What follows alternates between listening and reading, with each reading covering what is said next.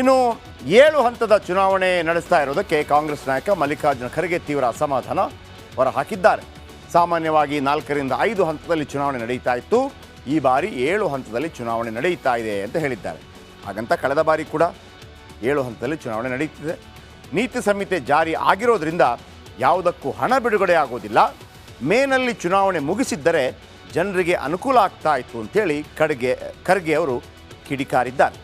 ಖರ್ಗೆ ಯಾಕೆ ಹಿಂಗೆ ಹೇಳಿದ್ರು ಅದನ್ನು ಹೇಳ್ತೀನಿ. ಮೊದಲು ಅವರು ಹೇಳಿದಂಥ ಮಾತನ್ನು ಕೇಳಿಸ್ಕೊಳ್ಳಿ. ಅದನ್ನು ನಾನು ಹೇಳೋದಲ್ಲ. ಈಗ 2.5 ತಿಂಗಳ ತನಕ ಎಲೆಕ್ಷನ್ ಪ್ರೋಸೆಸ್ಸೇ ನಡೀತಾ ಇರ್ತದೆ. ಇದರಿಂದ ನಮ್ಮ ಡೆವಲಪ್ಮೆಂಟ್ ವರ್ಕ್ ಎಲ್ಲ ನಿಂತು ಹೋಗ್ತವೆ. ನಿಯರ್ಲಿ 1/3 ಬಜೆಟ್ ನಮ್ಮ ರಾಜ್ಯದ್ದು ಎಲ್ಲ ದೇಶದ್ದು ಎಲ್ಲ ನಿಂತು ಹೋಗ್ತದೆ. ಇಷ್ಟೊಂದು ಲಾಂಗ್ ಅದು ಕೋಡ್ ಆಫ್ ಕಂಡಕ್ಟ್ ಹಾಕಿ ಬೇರೆ ಕಡೆನೂ ಎಲೆಕ್ಷನ್ ನಡೀತವೆ.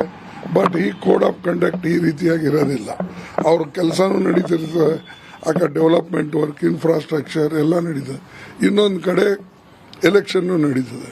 ಇಲ್ಲಿ ನೀವು ಎಲೆಕ್ಷನ್ ಅಂದರೆ ಕೆಲಸ ಮಾಡಬೇಡಿ, ಡೆವಲಪ್ಮೆಂಟ್ ಮಾಡಬೇಡಿ, ಇನ್ಫ್ರಾಸ್ಟ್ರಕ್ಚರ್ ಮುಂದಕ್ಕೆ ಒಯ್ಯಬೇಡಿ. ಈಗ ಎಷ್ಟೋ ಸಲ ಮಕ್ಕಳಿಗೆ ಹಾಸ್ಟೆಲ್ದು ದುಡ್ಡು ಸಿಗೋದಿಲ್ಲ, ಸ್ಕಾಲರ್ಶಿಪ್ ಸಿಗೋದಿಲ್ಲ. ಅಂಗನವಾಡಿ ಟೀಚರ್ಸ್ಗಳಿಗೆ ಕೆಲವು ಕಡೆ ಕಾಂಟ್ರಾಕ್ಟ್ ಲೇಬರ್ಸ್ ಇರ್ತಾರೆ, ಅವ್ರಿಗೆ ದುಡ್ಡು ಸಿಗೋದಿಲ್ಲ. ಇವೆಲ್ಲ ಭಾಳ ಡಿಫಿಕಲ್ಟಿ ಇರ್ತವೆ. ಬಟ್ ಅವರೇನು ಯಥಾ ಪ್ರಕಾರ ಮೊದಲ ಮೇದಾಗ ಮುಗಿಸ್ತಿದ್ರು. ಅಟ್ಲೀಸ್ಟ್ 3-4 ರಿಸಲ್ಟ್ ಬಂದಿದ್ರೆ ಭಾಳ ಜನರಿಗೆ ಉಪಕಾರ ಆಗೋದಿತ್ತು. ಬಟ್ ಅವ್ರು ಮಾಡೋದಿಲ್ಲ.